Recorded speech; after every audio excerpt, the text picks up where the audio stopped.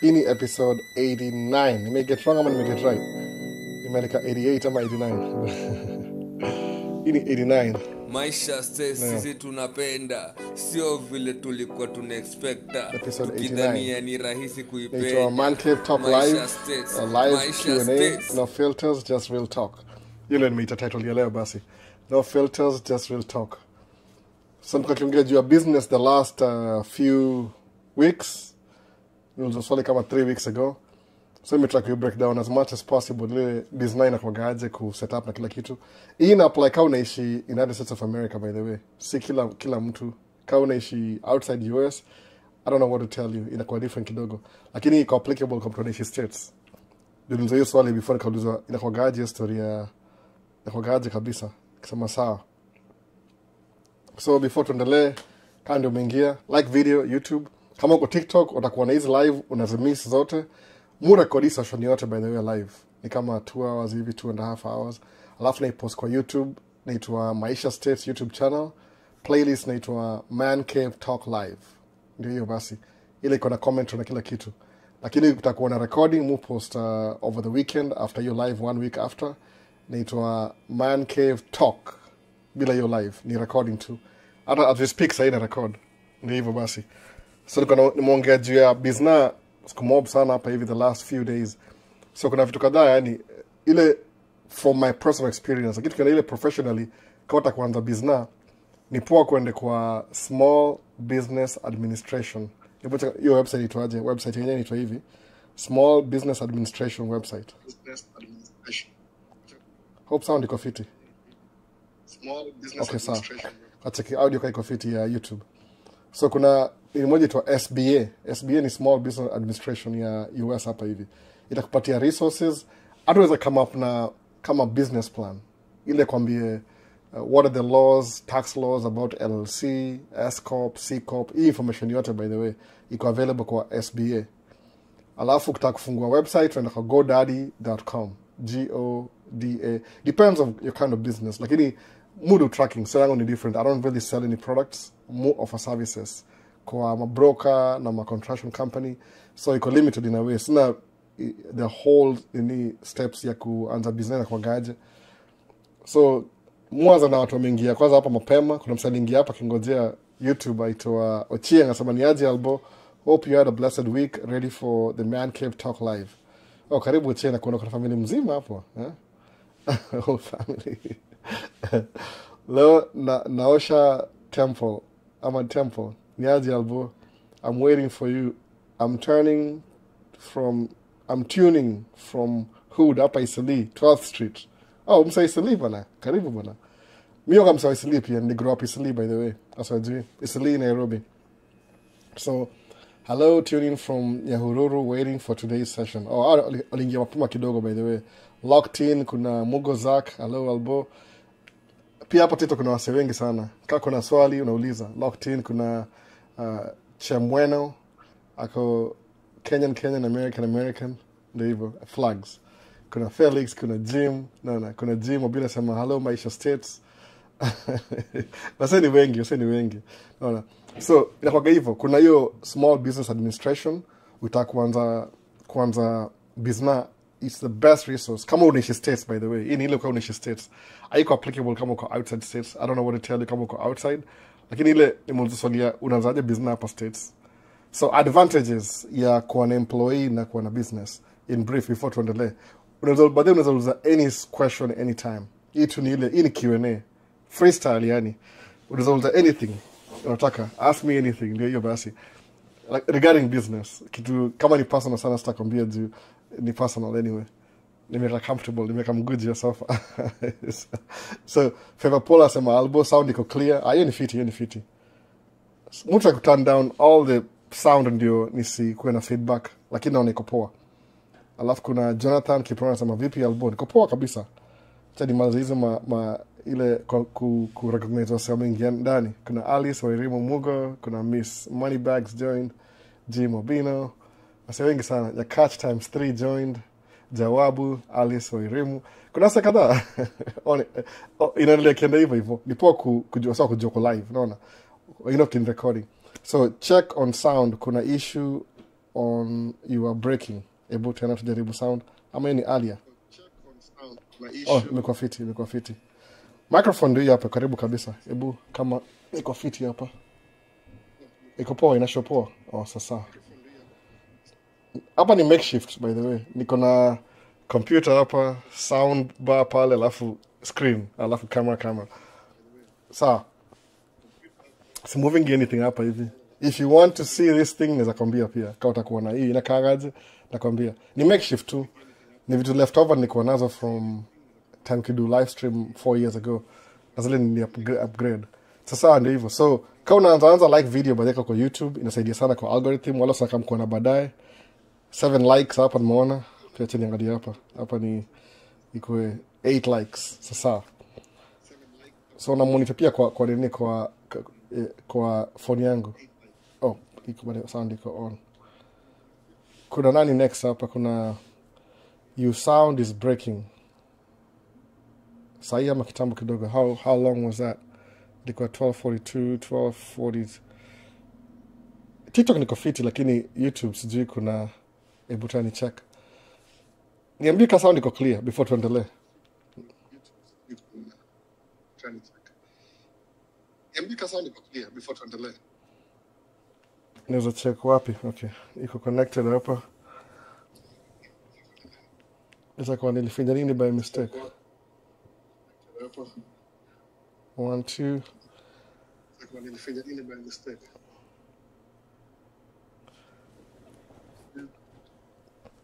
Sawa, mnasikia poa?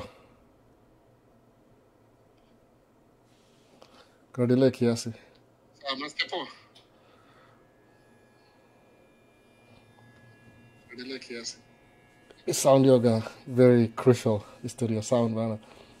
So, actually, the latest comment. Tune in from Michigan. Kuna GSK ya Michigan. Alafu kuna vipi ya Hope uko fiti. Sound kuna vile ina glitch. Michigan, GSK ya Michigan. Nafanya hivi, ndaanza tena, acha nianze tena. Sound kuna vile ina glitch. Nafanya hivi, ndaanza tena, acha nianze tena. Maybe nilianza. So, ndatoka live. Acha nianze tena basi. Maybe nilianza. So, live. Sasa nimerudi live tena, sijui kama itakuwaje ya pili.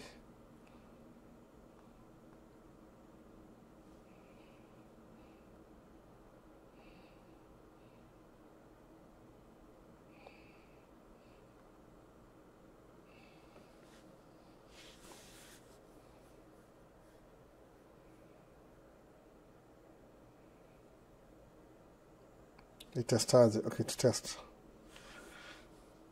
Test microphone. Testaje, okay, to test.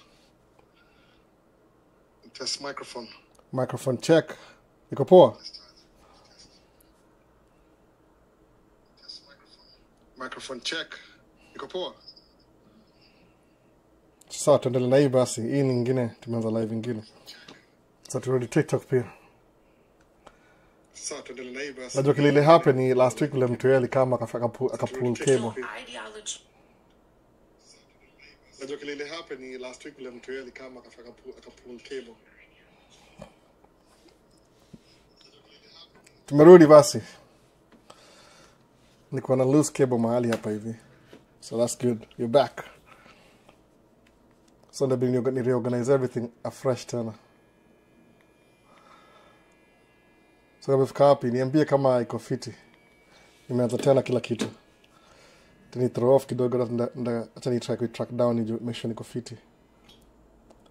So okay, sasa ime come up. Sound iko fiti. Sahi.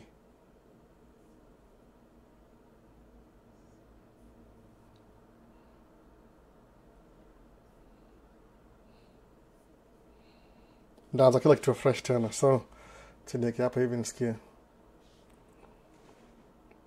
Yes, okay, sawa. TikTok iko poa. Ni YouTube ndio siko sure kabisa.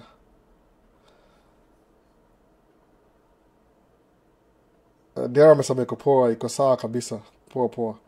Alafu kuna nani, iko sound iko poa. Mazee, poleni sana, pole bana. Yapata cable ilikuwa loose. I think last week mtu yeye alipull hiyo XLR. Let me come there. YouTube sasa. Kuna YouTube pia. Alafu ndaka jina yako. Ukikam YouTube na kudisplay hapo hivyo. Kuna really nice display. Na kama wataka ku advertise. So sema iko poa now. Hope you've been doing well. It's been a while. Yeah, mazee sijaongea na watu sana by the way. How you doing today? I'm doing good. Hope sound iko fiti sahi. Mambo guru. Alafu kuna hello sound iko poa. Aye ni fiti. Cable ilikuwa loose kidogo. Hata baadaye nifakunua microphone mpya. Sijichukua bado. Nisahau. Steve Juga sema iko poa. Okay, sasa hiyo ni fiti. Acha ni check confirm before tuendelee. Ime throw off kidogo. Okay, sawa, iko fit kabisa. So tuanze tena. So ilikuwa hivi. The last 2 weeks kwa kiongea business. Asema sound iko fiti, kila mtu asema iko fiti. Semaje, let's like the lives usaidie tena. Poa. So nikiongea business, ile kuanza business. Niliuliza hiyo swali na ilikuwa nani ilikuwa nani niliuliza swali, how to set up a business. Nimekuwa nikirepeat story kila saa. Kama tuliwatia ni hivi. Oh, by the way, kana za tena. Okay, ile kama uko TikTok umemisi live. Sikuwa na record TikTok lakini hii live yote session iko Maisha States YouTube channel. Inaitwa Man Cave Talk Live. Hii live yenyewe, Man Cave Talk Live. Alafu taka recording inakaa mingi baadaye na record baadaye, maybe a week after, I think over the weekend, next weekend, maybe Saturday ama Friday. It depends like how everything is. Alafu unaweza get hizi recording zote by the way, as record just in case you'll miss. Kisa kila mtu wako available ku watch live. Hata mimi nikiwatch live ya mtu atakuwa na recording saa zingine. Sometimes watu wako busy. So just in case you miss live ama utakuwa na tulianzaje tulimalizaje, session yote iko recorded. Just let you know. Also ukimiss live usiwe kama miss anything. It's recorded. Kuna recording ko available kwa YouTube. The whole thing. So Cliff asema, hi Albo, hope everything is going well despite what happened last week in the school in Minneapolis. Ilikuwa hiyo school ilikuwa kama kulikuwa na mtoi fulani, alikuwa na madhake used to work in that school, alafu akagraduate, ni Catholic school. Then what happened? Ata kuchange kuwe transgender, alafu sijui kuliendaje, maybe alikuwa frustrated, akataka kusema maybe I think vile Catholic Church support vitu kaa hizo sakata I don't even know, hiyo ndio story inaendelea. Lakini ilikuwa Minneapolis, mimi naishi west of Minneapolis, which is terrible. Unajua kupatia wase gani wale wako poa si fit sana, sometimes inakatia wase. Mbona scratch hapa, nimeka nini hapa? Okay. So lakini tumeenda poa kabisa, haina shida mob. Si tuko fiti kabisa. Niliwacha wapi TikTok? Ilikuwa kwa Steve iko poa. Mtu yeye kuja hapa anikatiaga sana. So iko fiti hapo sawa. John Paul Obaya na kuona. So if a family applied green card and they include the child who is 17 by the time of application, what happens during the interview and now the child is 18? I think, okay, siwezi kwambia exactly. Will the visa interview change because of the World Cup or it will be like the old ways?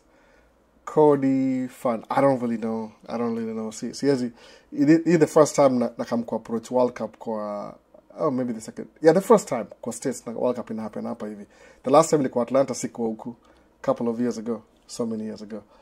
Iko Olympics na sikuwa World Cup. So this is the first time basically for US to host World Cup. Wali lose World Cup to Brazil, by the way. Wali lose vibaya sana ilikuwa kwa Chicago. So Africa siwezi kuambia exactly, but kama uliapply kama kwa 17, I think akiturn 18 utamwachia bado. Juu nijukulia application. As for the time of application, kungojea mtaingia naye kama kwa 17. JJ Kubai anauliza hivyo kama 17, 18. I think watamwallow, but you have to check by the way. Kwa sababu sidhani kama penalty si ati juu ameturn 18 unamchuja. Ni ile 18 yoga ni kama unakuwa considered adult hapa America. But you don't really have to move out of the house. Musa manga hivyo. It's good to stick around as much as possible. Alafu accumulate stories zote. So JJ Kubai ni poa ucheck na website. Ile website ya ikifunguliwa, I think iko close sahi. Siwezi kuambia definitely, but to me ile logic yangu, I don't think things is a problem because uli apply kama kwa 17. Kwa sababu the whole thing ya green card itonga family reunification program. Ndio hiyo basi. Mona, sioni kama ina mbali sana. So asemaje kazi safi, kuna doing life with the duos. Amerelax kwa ndai hapo ni aje. Ile vitu zinaka clear. John Paul, what's up? Dero. Wale Dero na kampoa. Dero amekapua sana hapa hivi. Lakini video by the last time. Sasa would one rather come to the US as a worker, specifically as a teacher teaching mathematics and physics, or as a master's student?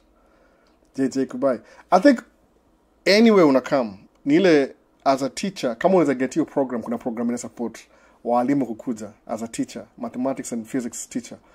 Hiyo ni poa. As a master's student, I don't know which is. Masters takuwa easier. Ni vile tu sahi kwa hii the new administration vitu zime slow down kidogo. Unajua kuna hii politics inaendelea mingi sana ya new administration. Lakini typically when things are just normal, nothing really changes. No. Kama uko na master student sawa, kama uko na mathematics na physics uta-teach bado. Ni ile utaanzia wapi? Siwezi kwambia specifically kwa sababu mimi you're talking to a truck driver, no, small business owner. Ni mbona unachosema small business owner. Ndio hivyo. So, I think tutakuwa sawa tuna mathematics. Finally, we are getting 10k subs. Thank you for continuing supporting Maisha States. Yeah, one day nafika 10k niko nageana camera by the way. Sisi nikata ili slow down kidogo. Unajua nikianza 2 years ago nikianza YouTube kulikuwa na wasee wengi sana okwa YouTube from diaspora. Sasa kuna wasee wengi sana so algorithm ina try ku capture kila mtu, which is really good by the way. Naona kuna wasee wengi sana, kuna so much information available. So nifika 10k ndakuwa na vote kwa channel YouTube, si TikTok, YouTube. Alafu ndaambia watu wa YouTube mchague whoever you want to win the camera. Alafu ndaongea na yeye niambie what he needs. Alafu namtumia yote kila kitu. Ile kusaidia a creator. Naona. JJ Kubai mtoto as long as ako below 21 anawekwa provided they were below 21 when the green card application was made. Sasa umesikia mtu ameconfirm Michael Ocheng amesema 18 cut off ni 21. So kama ako 17, 18 hiyo ni breeze, ashapita already. Naona kwa sababu ni family at the end 21 umenichanganisha na hiyo 18. 18 ile mtu uko considered adult. Sawa. Kama wale kama tuseme uko na child support, mtafika 18 na mconsider adult. So hapo hivyo ako independent ku make choices zake. Lakini before that tricky, a little bit tricky. So ndio hiyo bana. So basically GC green card. So tuanze wapi? Nikosemaje? Okay, history ya green card by the way ni hivi. Okay, tuanze kwanza kuna kimoja imekam last week hivi. So unajua huyu athlete aitwa nani huyu nimesahau jina lake. Ukuja hapa states by the way, kuja states na uko above 18, when you adult na uko above 18. Tafadhali kuja hapa states na uko 18. At least 18, 17, yeah, hata 18. Usipunch mse, yani usikuwe involved kwa shoving mtu, kumpiga ngumi, kupigana vita, alafu umuumiza alafu akusu. Inaoma sana. Mwana ule sijui ni nimesahau ule niko na last week ule athlete ule jina yake nani nimesahau jina yake kabisa. Alishave boyfriend wake kwa airport. Airport is a worst place by the way kwa sababu kuna cameras anywhere. Ukishave tu mtu hivi. Mimi nilikuwa na ile story yangu ilikuwa happen a couple of times. Tulikuwa tuna argue na wife about the kutafuta job na nini. Alafu akataka kunigonga. Nika sneak hivi, nika miss. Akataka kunigonga tena. Nikahepa, ili nikimhepa hivi kidogo nikamgonga kwa shoulder. Akasema nimemshave, akasonga hivi nyuma kidogo. Oski akaenda hosi akasema amvunjika mkono, sijui story moja. I think waliangalia hivi vile wife ni mgoso, mimi ni black, alafu hiyo story yote akaona acha kuja hapa welfare check.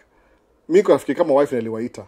Kumbe ni hilo aliona ameenda hosi usiku, akasema we had an argument with my husband, akaangalia jina kwa ni black, wakakam kuangalia welfare check.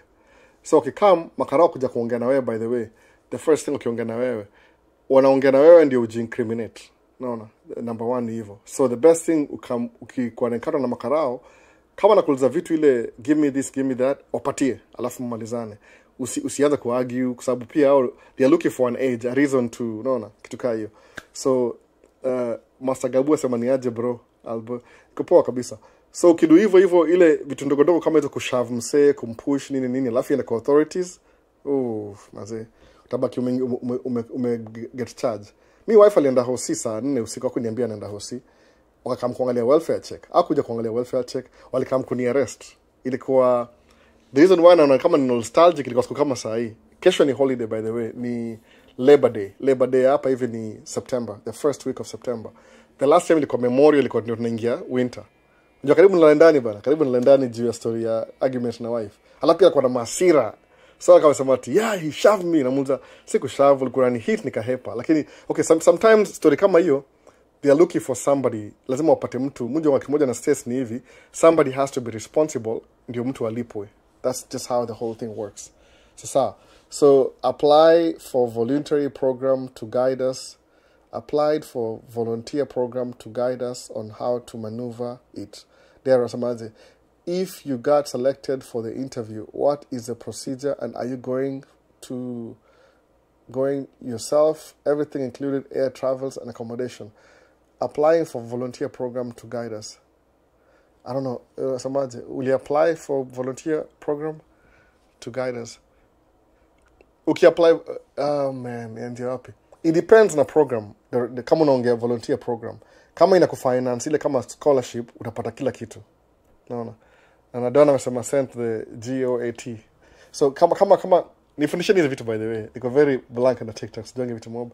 Are you still with Reese? Are you still with her brother? Whose brother? Reese, are you still with her brother? Yeah, I'm still with her. Alienda niko naye, mother of my kids. I have 3 kids with her. So ilikuwa story moja ilikuwa alijams kuongea ilikuwa couple of nini kidogo. Lakini ile story ile intention ya makarao unafo understand kitu yote kabisa. Nimesema ndaigusia leo because of what happened kwa you dem. Jina yake ni nani dem na Saudi ilikuwa the same. Yani when niangalia hiyo video nikasema hii inanikumbusha tu exactly where I was. Ile makarao wakiona ile intent. No. Intent to ile ukiona intent to ile. Unajua sijui niseme nianzie wapi. Prison system in America ni private. Prisons ni private. Sasa naona number 1. Prisons ni private, si public. Very few ziko owned na nini na county. Hiyo ndio county level, county prison. Si jail. Jail ni ile mbali unakuwa held before you ende kotini. But prisons ziko ni private property. Kuna kampuni. So kuna ile au kana quarter. Lazima wajaze watu kwa prison. So sometimes kama prison imelaka wase au at least mtu ashikwe aingie ndani ndio wamitile quarter yao. So sometimes unaweza kuwa umebambwa au samanga hivi kuna hii logic hiyo inasemanga ati watu weusi ndio wako na more depending with the state. Yeah, depending with the states is true. Lakini most of kuna private prisons mingi sana by the way. Alafu au wagana wanalipwa. So ukilipwa na gava contract lazima make sure that you have enough people ku warranty kulipwa hiyo do. So sometimes kama unapata kuna time moja kama tuseme leo end of the month ni leo unapata makarao wana issue Shakairi exactly ndio basi unapata wako na any they don't have enough tickets za kupatiana hii month nimesa kuvaa watch alafu unapata they have to meet a quota. So sometimes nishaona hiyo story by the way.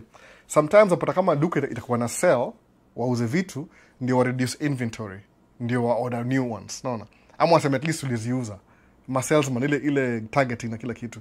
So sometimes ume cross path na story kama ya low hivyo alafu umeend up kwa karao umeingishwa ndani na because you could do anything ubani ile record inabaki kwako by the way naona record. So yangu ilishi hapo juu I think wife aliza ku backtrack story yake yote akasema ati ilikuwa tu tulikuwa tunaagiza story yetu na lakini akasema sumusema alikushavu kwa vile mkono ati hapana si hivyo nimekuwa naye ali explain vitu mob sana. Sasa ati alinisaidia nikamwambia ulinisaidia aje na wewe ulikozi hiyo story in the first place. Unaweza ingiaje hosi saa 4 usiku saa 4 na nusu usiku kwa watu washalala inakaa suspicious. But musa manga hivyo yani very small altercation especially kwa watu weusi inaweza enda mmoja wenu ameenda ndani amekata nini record. So kuwa careful mazee kupigana mangumi nini siji karibu nipigane siku moja by the way. Yes ama tu ile now that nimeona hiyo Shakari Richardson kilinifanyikia akona push kidogo makarao ameangalia video wakamkongelesha wewe yani washaona video already so na confirm kama hiyo story na line up utaenda hapo in trouble come chezo by the way. Juu story hapa ya prison system ni business no. So hata nirudi back niangalie kama iko hapa live. Okay. Ndio live inaendelea hapa. So nimemiss swali za take ngapi hapa. But finally we are getting okay ishamaliza ilikuwa atamaje. JJ Kubai 21 Daryl ali-apply volunteer. Okay, sawa, asemaje? Ulimsamehea na wacha niongee Kiswahili. Ulimsamehe ama wacha niongee Kiswahili. Amili sema tu sawa tu nikamkwenda study story baadaye. Unajua hii story ya kamingi baadaye. Yaani baadaye unaanza kuona vile kulienda gaje. Before uweze jua vile kunaenda kwa sababu unajua ukibambwa na makarao au wa separate wanaweka kando mmoja huku mwingine hapa. Alafu mnakuwa whatever. Nasema tu ile kuwa careful. Unaona? So your story imeisha hivyo. So is buying a day cab and a side dump trailer cheaper to start than dump truck prices comparison? Ukinua day cab, I think averagely, acha niseme truck yangu, nikiuza truck yangu sasa inauza 70,000 ile Freightliner. Iko na long wheelbase, iko na PTO ready set up na kila kitu. But ukinua trailer yako ni kama 70,000 pia ama 100,000. Siku hizi inflation I don't even know. Kwa sababu 4 years ago ilikuwa 55,000. Sasa hizi kwa maybe 90,000 a good side dump trailer.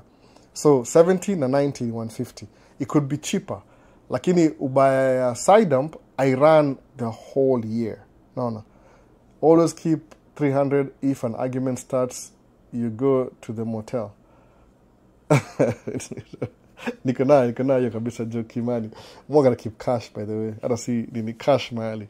Cash ya kufika Kenya by the way, at least ya kufika Kenya. Niko na enough cash ya kufika Kenya. Mwe keep mahali.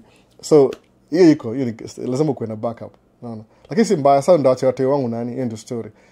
Nimwambia hivi nikamko explainia mama baadaye kuangalia kikaona hivi. Unajua nini? Unaweza ningisha kwa hiyo story niende nikati charge alafu nipewe restraining order. Si wao na watu wangu tena. Alafu kumuza uko comfortable kana wase peke yako ama akasema sawa. Akasema kama iwezekani whatever man, mimi sijui naona. Mimi nisema tu whatever happens. Lakini mu explainia. Asira kana masira mob sana. Naona. So ukibuy dump truck ni expensive lakini iko na more work. Side dump ni cheaper lakini iko na less work. So una compare. Kile musema ni ile ukuwe na side dump na dump truck at the same time.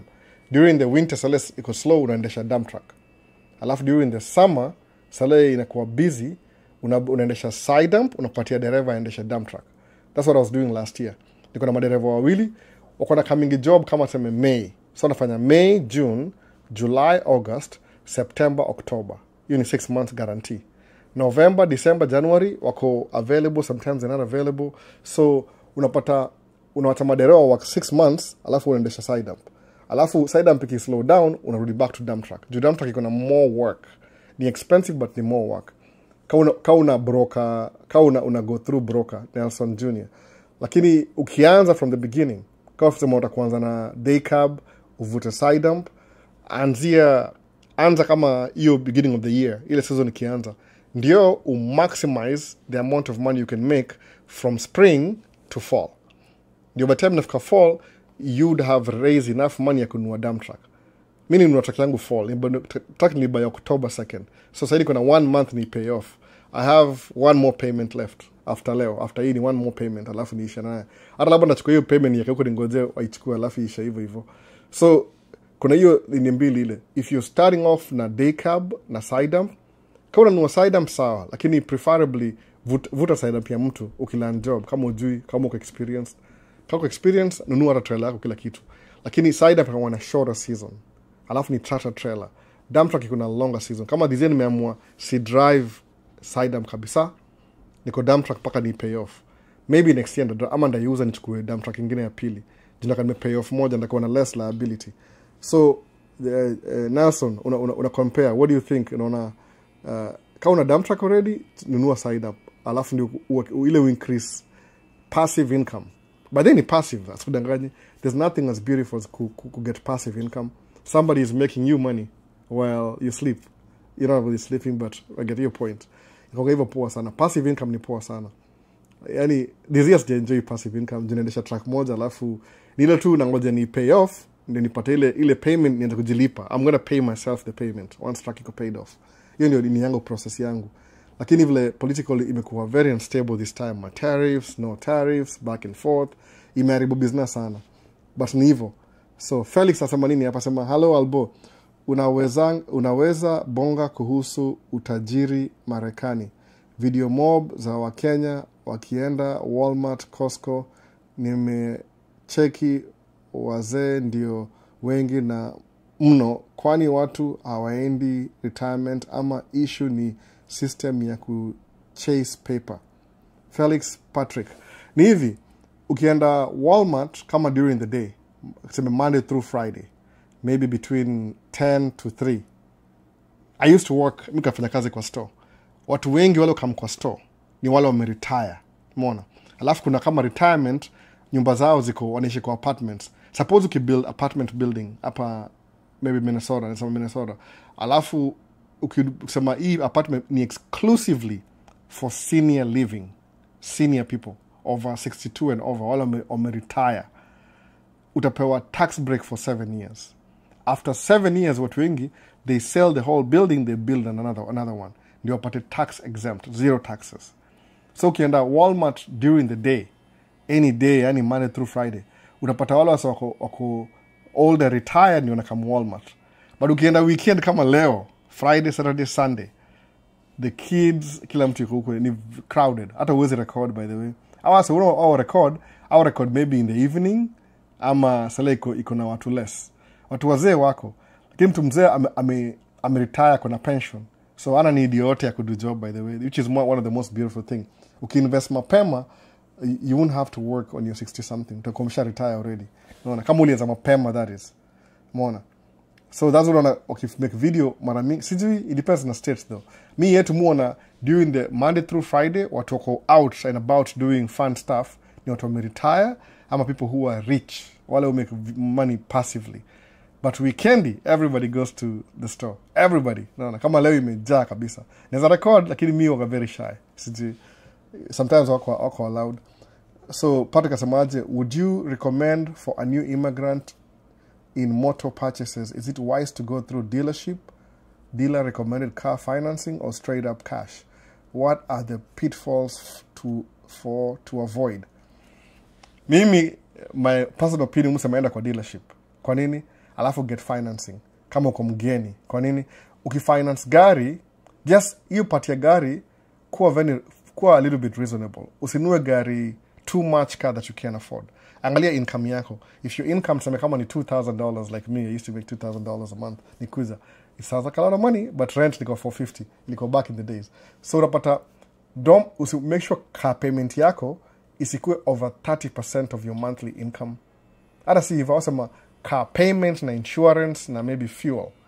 So, endo finance gari kwa dealership, lakini ikuwe less than 30% of your income.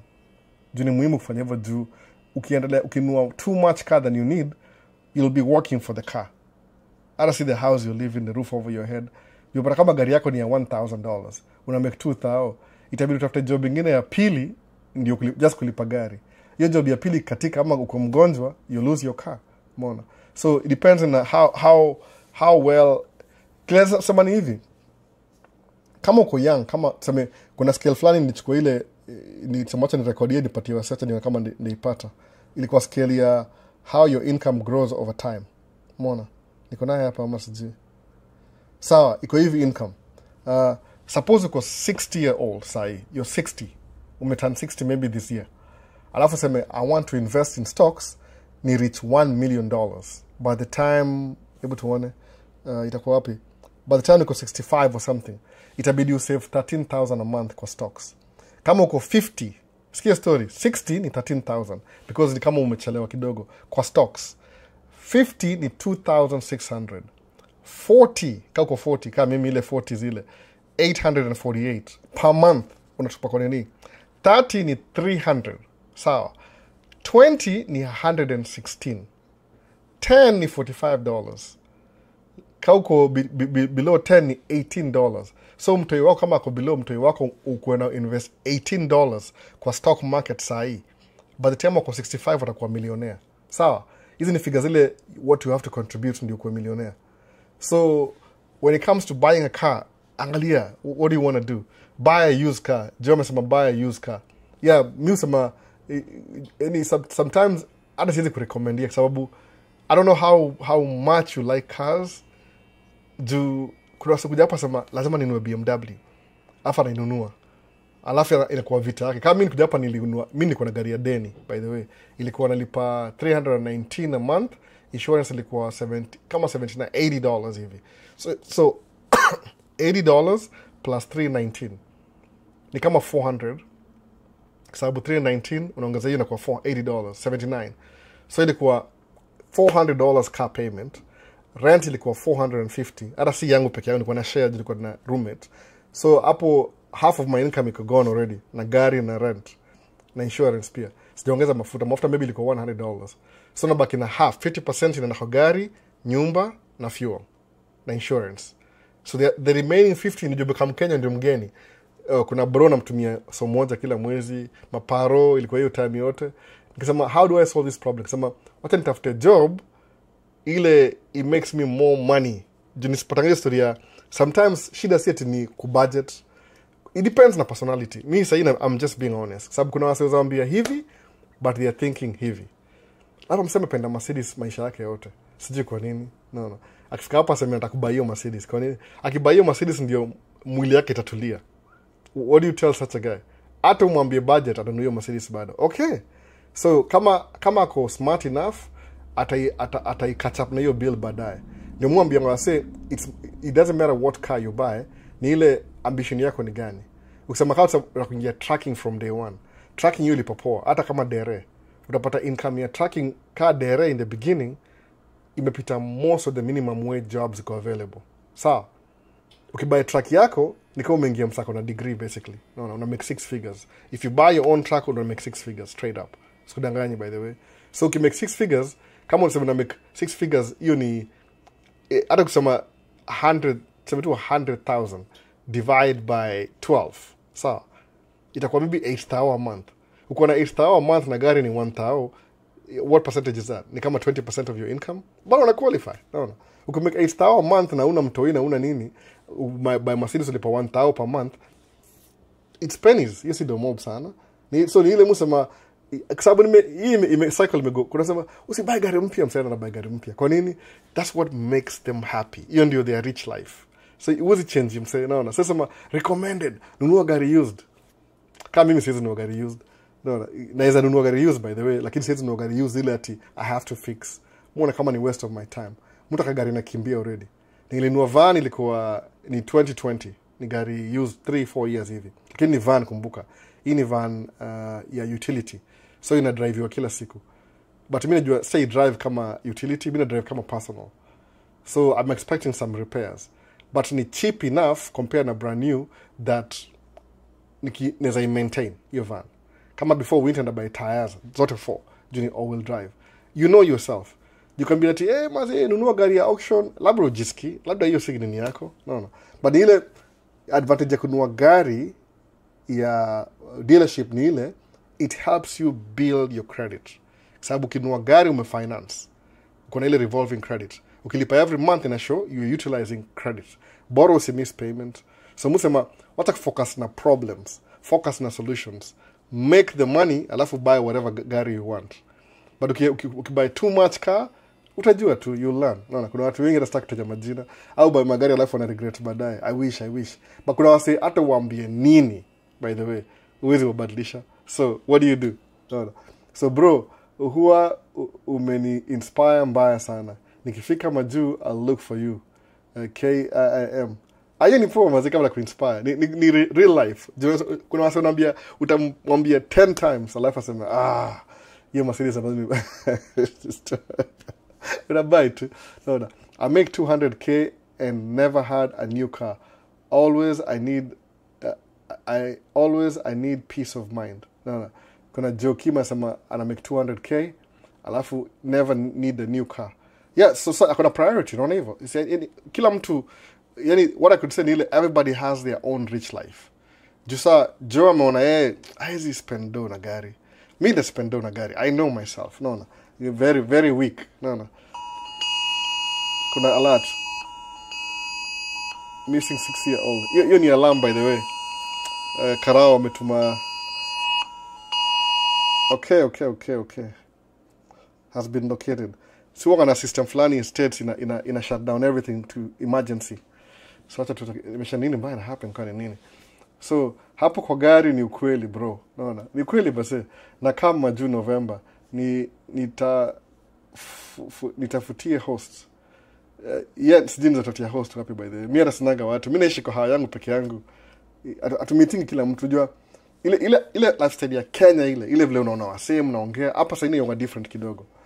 Lakini story ya gari nakwambia kweli waza kila mtu yuko na story yake. Mimi sijui. Mimi napenda magari. I love cars. Kama money was not an object. Niko na gari mingi sana. Niko na parking garage ya 100 cars alafu ninunue. Maybe nachoka nayo. Everybody, you just need to know what you like, what you don't like. Ndio hivyo. Mwananea sema hapa ana make 200k na jaini gari mpya.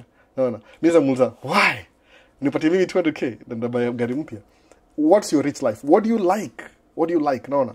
So kama ujukile, if you don't know anything, nunua gari hata si kwa dealership, nunua gari ya payment hata kama ni 3 years, hata kama ni minimum, ndio uanze ku build credit before chapa catch up. Let's sema hivyo. Hii ni being conservative. Sababu mimi nikwambia what car to buy. I can't help you, man. Unless uko optimistic na uko open minded unuzeniaje, niambie whatever you say. Kako na chali yangu best yangu fulani mwambie niaje mse. Mimi kama huko ni get job Walgreens, alafu ni get job factory, alafu nikaenda kudo tracking. Guess what mse alienda kwa Walgreens akatafuta job. Akaenda kwa alinikopiani ile. You don't really have to copy me. Yale kanaishi na kuzo wake, so alikuwa a little bit different. Alikuwa na hostiwa. So kabia si lazima utafute job kama mimi. Ati msemi sijui kile na do. Sasa, but there's nothing wrong with imitate mse. Mimi imitate tracking, honestly speaking. Mse alifundisha tracking niko na muimitate. Everything he did is everything I did. Jilikuwa kitu usifeel guilty kuimitate. Kwani how many computer kwa world sahi? Kuna PC na Mac. Si zina compete bado. No, si ati kama unapenda Mac utanunua Mac. Mimi I'll be honest by the way. Mupenda PC ni 60-70%. Mac munua longevity. Yani mu date PC. I date the PC. I marry the Mac. Mac more than I marry. No. So ndio hivyo. So kama hii Mac niko nayo, hii Mac natumia kwa live stream sahi. Ni MacBook Pro. Naona. Hii nimemarry ni by 2018. Bado ina run.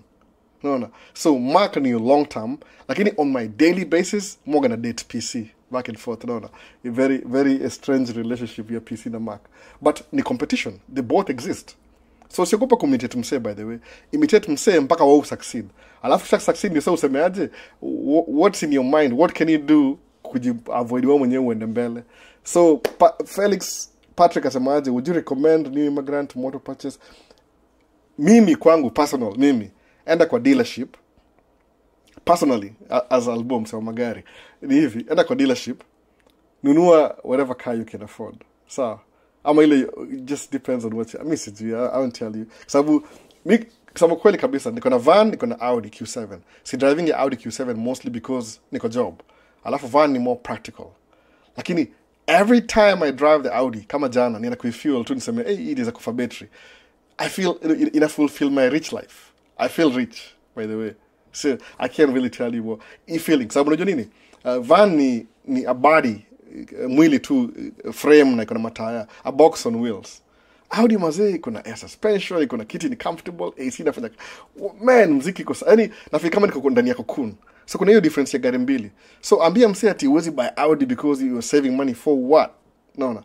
The best is ile focus on making money, ndio hii lifestyle yako you're trying to finance ikwe insignificant. No. Isi affect investment. Ama kama wewe ni mjanja, anza na investment kwanza, alafu seme the money that you nimeongea story sana by the last week. Fanya hivi, invest pesa yako, when your money makes babies, spend the baby money on the car that you want. Ni rich life. Do you usemaje? You're sacrificing your life right now to live in misery, ndio kama kuishi baadaye. It makes sense kweli. Why can't you just do everything together? No. So, ni focus ni ile make your money when you're new, brand new, new immigrant. Nunua gari ya payment, but buy something unapenda. Yani kusema ni kama vile nimesema mimi na PC more gonna date PC. Mac mimi na I marry the Mac. Sawa, hii ni MacBook 18, sasa ina kupata second wife. To me analogy by the way. Ini analogy. Ini MacBook 2018. Sawa. Nothing wrong. Mutumia kwa DJ, mutumia kwa live stream, haijai kwama, haijai zimika, iko tu consistent. Sawa. Hiyo ni Mac.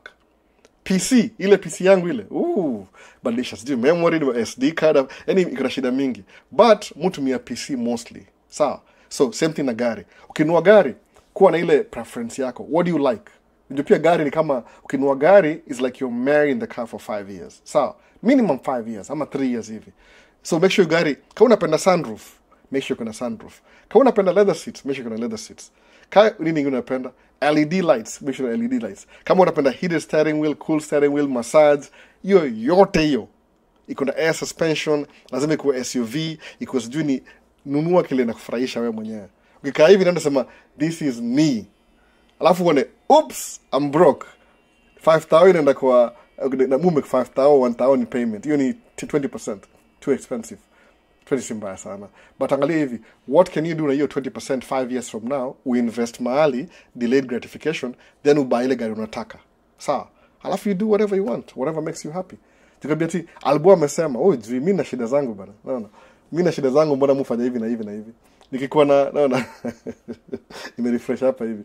So, watching from Minnesota. Sasi ni nani? Simjui. Watching from Minnesota.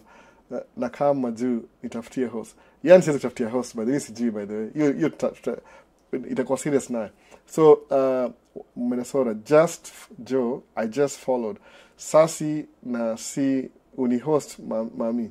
Sasi man anasijana hapa hiyo story following the creator. No. J. Asamaje, I'm in Europe and would like to start tracking as a side income. Do you know anyone in tracking here? I have no idea, by the way. I wish you could connect. Muonge tu ile personally mpatie ile my personal experience as a tracker. Ilinisaidia sana.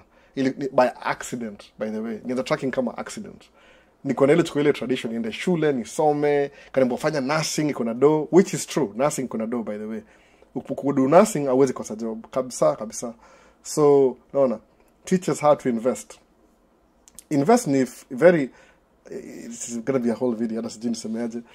Fanya hivi, nunua index funds za Vanguard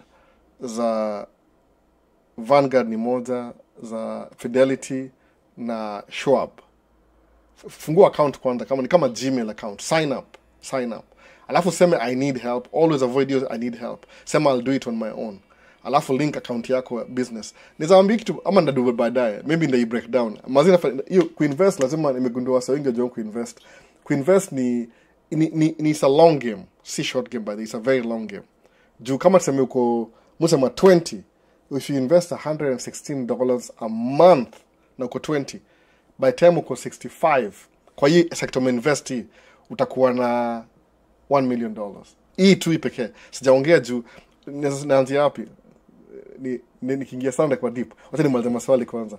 Mzee kijana, you are on the wrong live, my brother. Scroll up. Nasema mzee kijana, you are on the wrong live. Amesema nini siji? Nimemiss mzee kijana. Most rich people drive Toyota or Honda. Yeah, they could do. Do you know why they do that? Most people, rich people, drive Toyota or Honda. It depends how rich you are. No. It depends how rich you are. Kuna watu wasema hivi, una prioritize kununua Toyota. Suppose kama nisemeaje, nienda ninunue Toyota Camry sahi, iko all-wheel drive. Audi mulipa almost $1,000 a month. Almost $1,000 a month. Nikinunua Toyota itakuwa $500. Alafu hiyo $500 ile silipi, ile na save, ni kwa index funds. I grow. So I can sacrifice, ninunue Toyota, nilipe $500, bala kulipa $1,000 Audi. But does that make me happy? No, I drive very miserably. Oh, I can't believe I'm driving this Toyota for 5 years. I feel miserable. No, you can drive evil. Because who sets the rules? Most people drive Toyota and Honda. I don't think so. Which rich people drive Toyota and Honda? Ushaona mtu Kenya na drive Toyota and Honda na rich?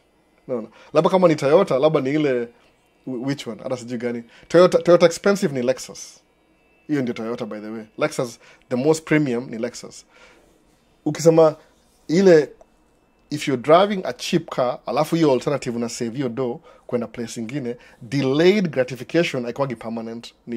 Uzajinyima tu for between I think 3 years utakuwa umeboeka, naona utaboeka by the way. So do baadaye in details. So sawa na do hivyo baadaye in details. So JA, nasema JA, si understand JA mtoka wapi hapa? JA alikuwa wapi? JA, I'm in Europe and would like to start tracking as a side income. Do you know anybody in tracking here? Angalia wasa kwa Europe, by the way, JA, I think so. Lakini kusemaje, I'm telling you the truth. Kama niambia ati Albo, fanya YouTube na camera, tumia cell phone, kufanya YouTube, ndio cell phone yangu hapa. Tumia nini, kufanya, I can't, naona. Kuna ile, unajijua, si mnajua, come on, kweli kabisa. Mimi siwezi do YouTube na phone. Niko na phone ndio, very good camera. Lakini, what about the A7 IV? Napenda A7 IV, kwa nini? 7K down sample to 4K. Naona sasa. Hiyo ni wewe unaamua hivyo.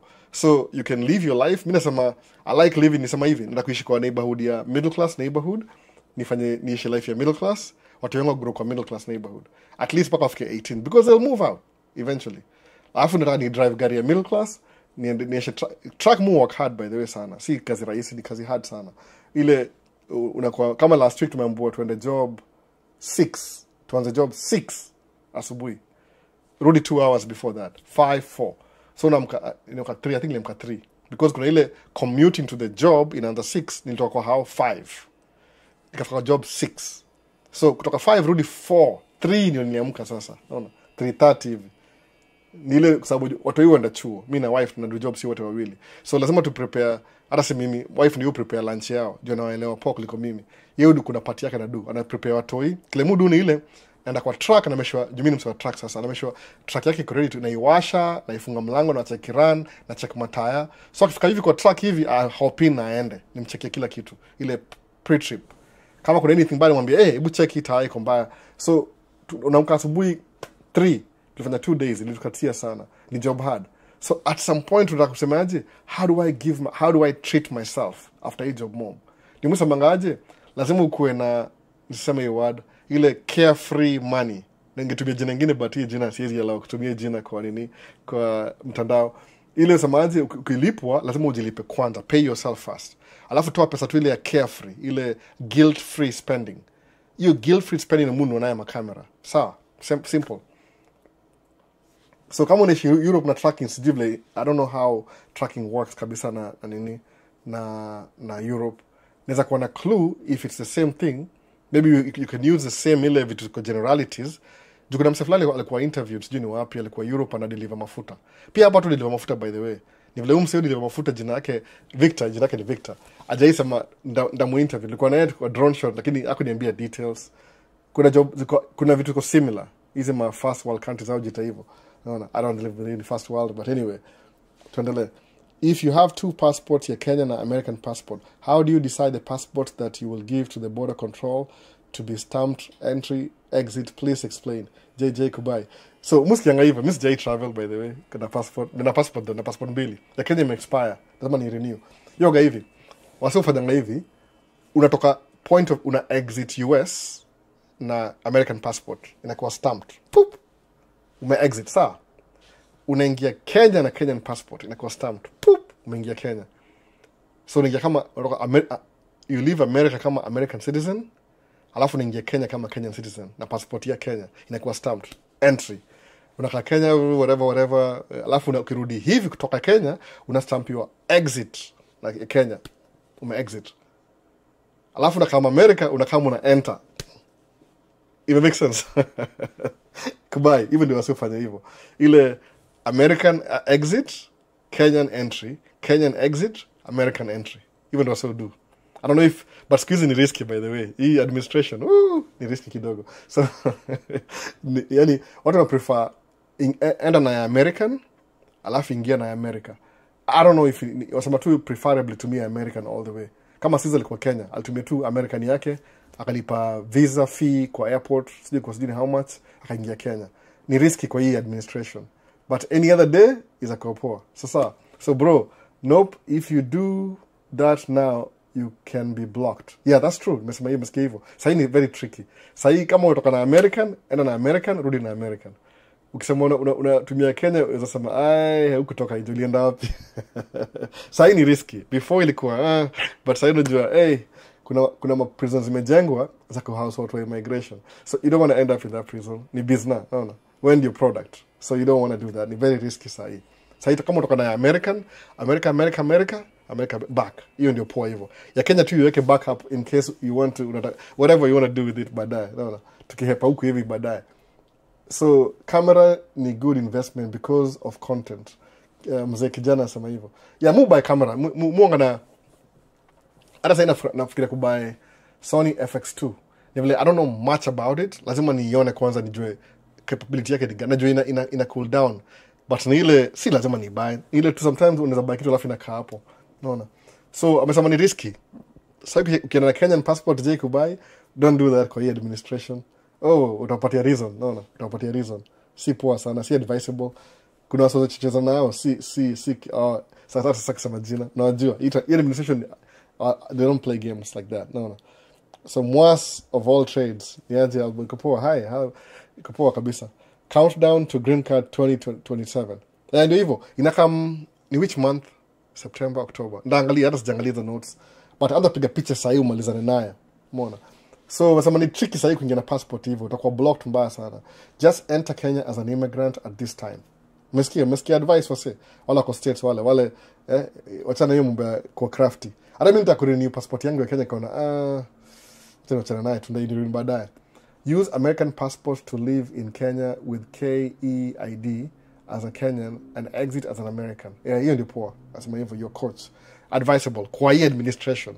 Kawaida when things are normal, which you never know if they're ever going to be normal. Sababu kileo happen ile kama Trump ameingia na amedu vitu amedu, the next president akikuja kama si Sleepy Joe atakuwa more active, ata-use hizo advantages kuchange vitu the same way, radically left, radically right. So kuna mzee asemaje, Detroit 60 series 14 liter or DD15 gani poa? Mzee kijana, DD15 ni actually 60 series, ni ile tu upgraded 60 series kama ujui. Mimi niko na DD15. Nikienda kwa shop mechanic aliniambiaje, Freightliner aliniambia hivyo, aliniambia nini, the new engine kwa Freightliner ni DD13. Hiyo ni brand new, ilitoka Europe, wakai enhance. Lakini 60 series is actually a DD15.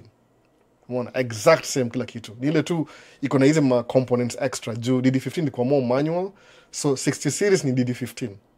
So if you have a DD15, everything is the same, almost the same. Unaona. Coach rada, msikia mambo ya coach hivyo rada. Nimesahau kuanza hii question ya DD15. So msikia DD60 series ni DD15. Sababu hiyo 14 liter ni nini? 15 inamaanisha the closest to the nearest 10. Sawa. 13 ni 12.7. 14 ni 14 point something, to the nearest 10 ni 15. So Detroit diesel 15. Same engine. DD15 ni 60 series. Unless kuna ile engine old school. Mamusa bangaje, truck ni depreciating asset. So ukitumia itakufa siku moja. Why do you want to keep it? Kama nakufungua museum ya Freightliner, labda ndabaye. But mujonga kitu moja, mupita na vitu yani, unaona. One day nilikuwa na on Toyota Corolla, ikapata accident, nikaachana nayo. Nikanunua Toyota Camry, nikanunua A6 nikaiuza. Sasa niko na Q7 ndaiuza siku moja. Kwa nini? Ni depreciating asset. The world keeps moving on. Unaona. Alafu hizi kampuni zimegundua, the more they sell, game yote hicho kwa investor. Si wewe. They don't really care about the consumer saa zingine. Ni investor amekido yake. So how do you make more sales? Ndiyo sasa. Unaona. Nasikia DJI Osmo Pocket 4 inatokea. I think so. I think wanatokea soon. Sababu nimesikia story lakini the Osmo Pocket 4 sijui itakuwa na nini. Sababu kuna hii DJI mic. Unaona hii microphone. Easy. Mic itongaje? Mic 2, kuna mic 3. Kuna ile DJI mic hii hapa. Iko wapi? Like gusa ndaribu audio. Kuna hii microphone. Unaona hii microphone? Hii ni DJI Mic 2. Alafu kuna DJI Mic Mini. Ni half of this, size yake half of this. Sawa, half of this mic. So what they did, wamekuwa na Mic 3 DJI.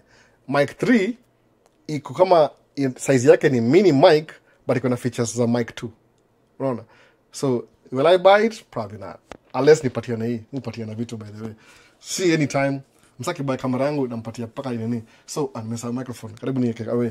So it depends. Mic 4 itakuwa na, they'll solve a problem like it's small sababu hii mic mini ni wireless microphone. Mic 2 iko na internal recording. kama sasa kuna button hapa, kwenye hii red button on this side ya kurecord internally, alafu record itwaje, nimesahau jina, float audio 32-bit float audio ina record internally, so utatumia kama microphone bila camera, usemtu record alafu record audio directly kwa hii. So mic 3 ni small, half the size, internal recording. All the features ya mic 2, size ya mic mini. Sawa, si promote product though, more anatumia tu, sina hiyo time, no. So I think ina come soon. Lakini FX3 niko na FX2 na replace hizi kamera mbili hapa. Moja ni save kwa 10k, na karibia 10k lazima nipatie ni kamera moja. Unaona? Moja ni ya wife. Hii kamera ni ya wife. Unaona hii ni ya wife. Alafu hii ni yangu. So kuna kamera ama whichever, I don't know, ni mix. Napatia kamera moja hapo hivyo. So nataka buy track yangu ya kwanza. Naona DD15 ni mingi kwa market. Tena cheap, niko na budget ya 30k. Nunua by the way, nunua. Nipatie track. Msana nipatie track. Sikupewa pia vile. Sikupewa. I wish kuna power track. Sikupewa. Kuna vitu kwa life lazima tu, unaona. Nikawa nipe nipatie wife yako. Wife upatie rangi wife. Lazima ukatie peleke out. Akuitie karao, umsame a holster. You have to build your own. Sema hivyo. Kuna vitu gani huwezi pewa, unaona.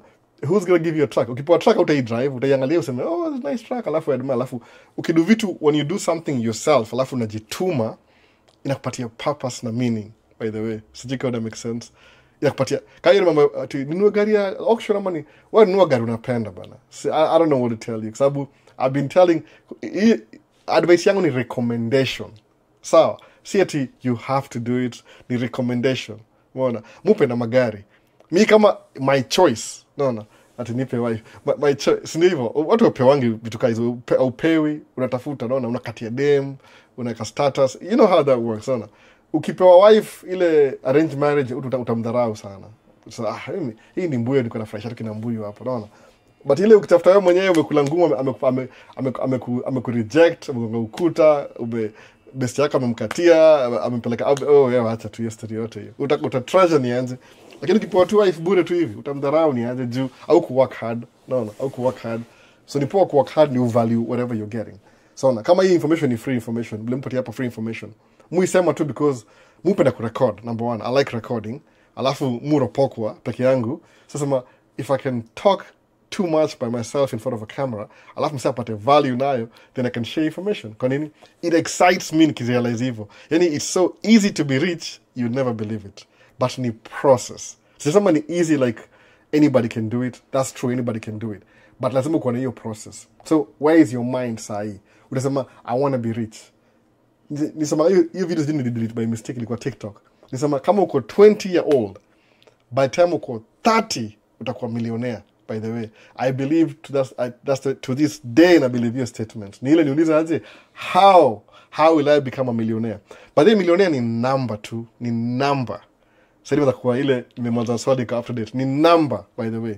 Ski story. Let's repeat. Jina samaje. Kama uko 10 year old sahi. 10 year old, mtu yangu yuko 10 sahi. Nisemeaje, huyu 10 year old ndamfungulia. Uje musema hivi, kuna so many companies, hizi ma brokerage. Kuna Fidelity, sawa? Alafu kuna Vanguard, alafu kuna Charles Schwab. Sawa? Ufungue ngapi? 3 hivi. 1 2 3. So utafuta ile index funds ya Fidelity, index fund ya Vanguard, index fund ya Charles Schwab. Alafu semeaje, ndaeka uni ya mtoi wako of 10 year old. Ndaeka ya mtoi, unasema ni how much? Nimesahau hiyo nini, acha niangalie tena. $45 every month. $45 si do mob. So suppose umesemaje, I'm building a future for my kids. Wako 10. Muta kuidu kama experiment, by the way. Nikamkwambia nididu. Anyway, $45. Hii ni how much? $150. $150 si do mob. Unaweza forgo hiyo Range Rover ama Audi ama Mercedes, alafu useme let me invest for my kids.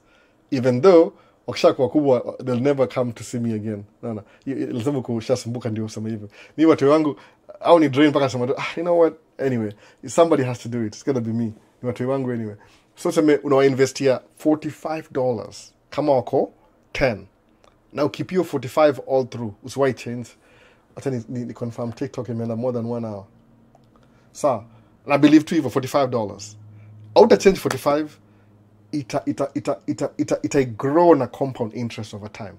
Suppose ulimisi 10-year-old, ulikuwa Kenya una ene, sawa, 116 a month, itakuwa so 3 wanza kugrow.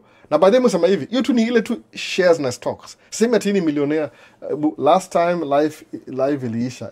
Mtu yeye aliingia, unajua kuna vitu mtu yeye akiingia live, kuna vile sifai kuwa na watoi kwa channel yangu, by the way. Hii channel si ya watoi, simple. Yani si watoi ni nisimwambia wife mazee ukibring mtoi, ni mu-explain kambia unajua ukibring mtoi kwa live ndakatiwa, ndaweza kuwa shut down juu isi channel ya watoi, by the way. Ini watu adult.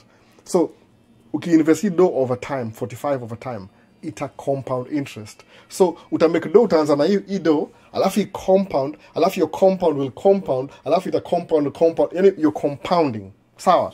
Na hii musema hivi, suppose kuna 3 investments. Kuna Vanguard, Charles Schwab na Fidelity. Umenua index yao yote, index. Maybe unachukua $200 every month. Hiyo ni kama useme 200 ni kama uko 20 year old. 30 ni 300 unfortunately. Third floor ni 300 approximately. So kuna msela sema hiyo kitu nataka kumkoa. Sema there's 3 ways of acquiring wealth. Sawa? 3. Number 1 ni nini? Hii nyumba tunaishi hapa sasa hii. Hii nyumba yetu. Hii my house hapa hivi.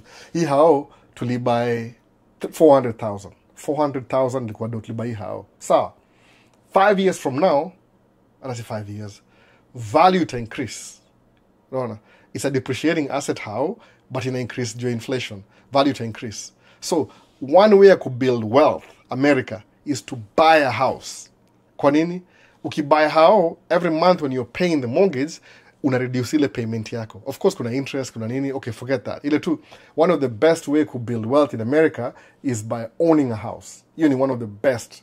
You ni make Wangoso wako 10 times more rich than an average mtu mweusi. Kwa nini? Because watu weusi, ile time 1930s watu weupe wakipewa opportunity ya kununua nyumba, ilikuwa subsidized. Wa Afrika watu black walikuwa blocked kwa hiyo story. Ule mseyonga na doubt. Ilikuwa blocked, ni systemic. Si ati ni kitu ati waliwachiwa tu ama they are too lazy. Wali block hiyo kubuy how redlining. So, hawakuwa na hiyo opportunity, wali miss compound interest ya kama 40-50 years. Even kwa sababu watu black out is a reparation. Because walikuwa blocked intentionally. Systematic blocked. So, hao Wangoso wali excel. So, kuritaya kwa achia watoi wao hiyo hao. Watoi wao kauza. So, ukiona hao kama hii saa hii hao. Sawa, hii hao. Nilibuy kama nilikuwa how old was I? 45. Nikianza hii channel, by the way. Maybe a year after. Tumehama kwa hii hao. 22, I think. 2022. So, ukibuy hao, ukae naye 30-year mortgage. 30 years from now, kama ulibuy hao 400,000, itakuwa worth 1 million. So, 30 years from now, ukiuza hii hao, utakuwa millionaire. So, you can bet on that. Useme, ndabuy hao, nilipe mortgage for 30 years. 30 years, ndauza hii hao 1 million. Utakuwa how old? Ulikuwa 20, 30, 40, so uko 50 sahi. Alafu shapata hii 1 million hivi. It's a number, it's a figure. Unasema hii 1 million, naichukua ni invest kwa stocks tena. Ama ninunue ni a certificate of CD, weka CD $1 million. Ile umeshauza hao, alafu $1 million kwa CD. Kwa nini CD? CD average yake ni 4%. So kama uko na $1 million, alafu kuwe na CD yako ya kulipa 4% every year, believe me, you can live off your CD alone. Makumbuka hii ni hao peke yake. Hao. On the other side, ulikuwa unafanyanga job. Sawa, kuna job yako umekuwa career. Wewe ni nurse the last 40 years. Ukikuwa nursing, you're making good money as a nurse. Sawa, whatever money, sijui $70 an hour, that's sijui ulipo how much, you with a vary nursing. Alafu sasa, ulikuwa unalipanga 401k. Uko na Roth IRA. Kwa job tu. So, by the time you retire from your house, wewe ni millionaire. From your job, wewe ni millionaire. Sawa. So, utachukua hii do, hata uza cash out everything. 2 things utafanya. Uza cash out everything, usemeaje? Sawa, what am I gonna do? Nachukua $2 million, maybe Roth IRA iko worth kwa 65, sasa ube retire. 65 ni retirement, 62, uko eligible. Ucash out hido yote hii, if you want to. Ucash out, weke pamoja, ufungue CD. So kama inakumekia 4%, 1 million, weke milioni ingine kwa 4%. Hiyo ni kama how much? Kama 8%, 4% kwa 1 million. So ni two different ones. Sawa? Ulikuwa job na ulikuwa una save kwa stocks. Two ways. Umeretire sahi, hauna job anymore, umeretire. So how do you make money? Una live off interest ya investment yako the last 30 years. Sawa? Kuna wasalsemaje? While I was making money as a nurse, nilifungua niaza business Kenya. Nika build how Kenya. Ni apartment. How inanipa rent. Nikailipia mortgage the last 30 years. Wasa kusema, nikikam States, nda work hard, ninunue shamba, ni build how, alafu ni kam kuishiko nikiretire. That's not a good idea. Hiyo ni kwa blinded. Uko brainwashed. Sema hivi, ndajenga how ya rento Kenya. If I come to visit Kenya nikiretire, ndakuwa na income Kenya. Cash flow, itakuwa cash flow. Hiyo ndio jina yake. Cash flow Kenya. Sawa. So kuna hiya investment kwa stocks 1 million. Kuna ile Roth IRA na job na for 1k hapa job. Sawa. Hizi ni mbili hizi. Traditional. So, mbona muongejua anza tracking? Kauja hijo kwa nini? So, think about it by the way. Hii maybe the first time naongea story. But ile naongea tu ndio. Mseko na akili najua like nasema. There's how many ways to be rich? Number 1, uko na job. You are an employee. Ufanye job for your lifetime 40 years. Uanze hata job by the way you're sacrificing. Sababu mshahara wako inakam unaishi a decent middle class life. Wewe uko na BMW, wife uko na Mercedes, unaishi kwa nice neighborhood, 5-bedroom apartment, mnaishi poa, but you're putting money away for your retirement, maybe 20%. But you see enough. Sometimes lazima ukuwe na stocks pia side. So ukiretire utakuwa na two fronts, hapa na hapa. Sawa? 2. Okay. Cheat code number 3 ni nini? How do you gain wealth? Buy a house, number 1. Kuwa na investment, number 2. Juizi ma for 1k ni same kama investment. Ni kama tu ile investment yako. Ile indexes, ili kama index lakini through your employer. Sawa. Si vitu mbili hivi. What's the third one? Cheat code. Ile umesema ile umekam state sasa. Au umekam state kama uko 35. Ama 30. Kama niko 28 hivi. Ama umekam kama uko 40. Cheat code ni nini? Umekam states. How many years of compound interest ume lose? Uko 40. Ume lose 20 years of compound interest. So how do you catch up? Ndapose usikie. How do you catch up? Uko 40 sahi. Unasema, niko 50. How do you catch up? Utakam states, uingie truck driving school, uendeshe 6 months truck. Kwa nini? Ukishaendesha truck 6 months, utakuwa na experience. Then you'll go buy your own truck na deni, uanze kuendesha hiyo truck. Kwa nini? Uko 40 year old. Au uko 20 anymore. Ume lose 20 years of compound interest. Why am I saying it's important? Ukifungua business yako ya tracking, alafu uangalie how much money tracking pays kama una gari yako. Sijaongea juu ya kuendesha mtu, gari yako. Utapata you're making 2-3 times more than ule msame kwa job 20 years. So why mbona msame ungie tracking? You say wewe, you have 20 years of compound interest umemiss. Sawa, tupate an example. Nursing. Msako nursing, you kula 10,000 per month. Kuna wale pa 10,000 by the way. I'm serious. Si joke. Nursing. But ameanza hii job tangu akue aliingia chuo 25 akagraduate, wakamwanzia maybe 6,000 25, kafika 30 amekuwa experience kabisa ameget 10,000 per month. So how much you make? 120, ile tu 40 hours a week. Manase au do overtime sana. So tuseme tu ile tu average, you make 120. Kwa tax ya America as an employee W2, ukimeka 120, chances are hapa kama Minnesota unalipa kama 37% ndio taxes. So ni 30,000 hivi imekutoka hata before ipate. Inakuwa withhold every year. So unapata umemeka 120, how much is take home? Toa kama 37 hivi. Hii ni taxes. Ingine. So whatever's left over after your 120 una take home. 37% kama tuseme 37,000 kwa 120. Unabaki na 90-80 hapo. Hiyo 90-80 hapo maybe livelihood ni 73 average sahi. What do you do with it 10? Hii ndio utachukua invest kwa stocks. Job ina match ile 401k yako. But suppose umekam kudu tracking na uko 40 something ama uko 35. Tracking lipa how much per month? Kama yetu 25,000 a month. So you're making 2.5 more than us. Sawa. Lakini si ni business So what do? You pay yourself as a driver. Kwa nini? Ndio keep W2. Keep W2 because kampuni ni yako, you can even stretch history for 1k, from your employee hapa withhold. Lakini ile pesa inabaki kwa business ufanye nini? Ununue truck ingine ya pili. Pia uko employer. The difference ni ile, kama wewe ni employee, ulipo mshahara, unalipa taxes. So, most of your income ile ungefaa kudevelop nayo vitu mob ni taxes. Sawa. What about business? Utalipa 25. Ulipe track payment ubaki na 20. Ujilipe wewe mwenyewe ubaki maybe ujilipe 8 ubaki na 12. 12 ubaki kwa business. Utoe expenses. Utoe ile maybe ulinunua gari kwa payment utoe. Whatever left over kama ni 5,000, you're paying taxes on 5,000. C25 ile after expenses. Sawa. So in between hapa hivi kuna mali ukiinvest place ine kuinvest kama Roth IRA au lipi tax in the beginning, whatever money you're putting over there utalipa in the beginning alafu utalipa ever again, labda unazana kama 5,000. So ku catch up na hii compound interest lose the last 20 years ile tu a model life msama zaliwa states ni poa kuja states wanze business. Kwa nini? Business ni cheat code, itakupatia more money in a short time. In a short time. So hapa sabaje kama msako 20 ana save 116 a month, uko 40 to itabidi save 845 ndio ukuwe na millionaire by time na retire. Sawa, if that's your model. So msamangaje, imagine we'll make 25,000 na gari moja, ubuy gari ya pili uko na nini, gari ya pili uko na employee. What have you just done? Ni kama ume triple income yako. Hata kama unalipa taxes uko na leverage fulani ile msewa job ana. Kwa nini? Msewa job lazima apewe promotion ni make do extra. Wewe ulikubali track nyingine. Unaona hivyo? Ubuy track ya 3, ubuy track ya 4. Sasa hiyo umeanza kumake do nyingine wazimu mpaka ile hata ule msako ule nas ule umake 10,000. Umake 40, unachukua 60,000 a month.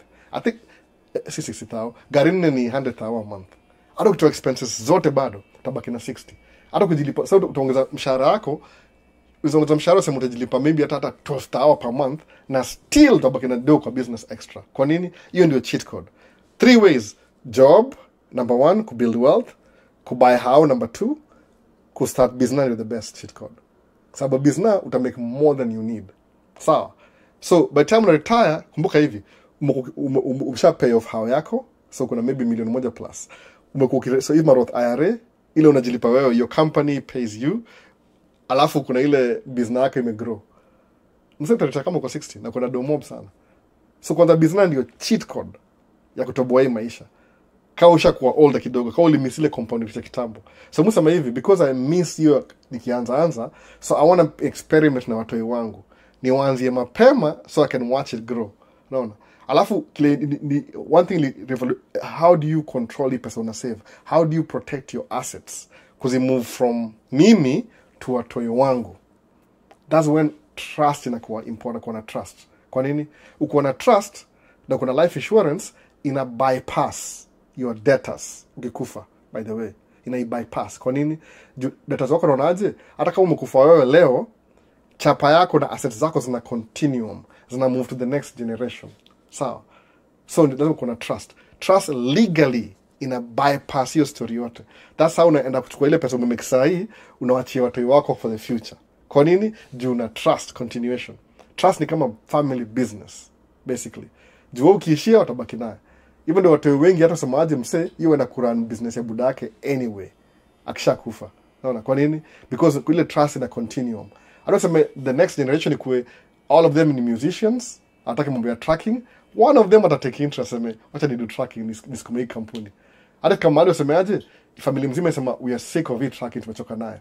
What they'll do ni ile watachukua kampuni yao hiyo corporation, wa make it kuwe public, au kuwe chairman na nini, au kuwe maybe majority shareholder, alafu wauze shares kwa watu wengine, ikuwe publicly traded but still familia iko na do. Alafu ile do wana make inaingia wapi? Kwa trust.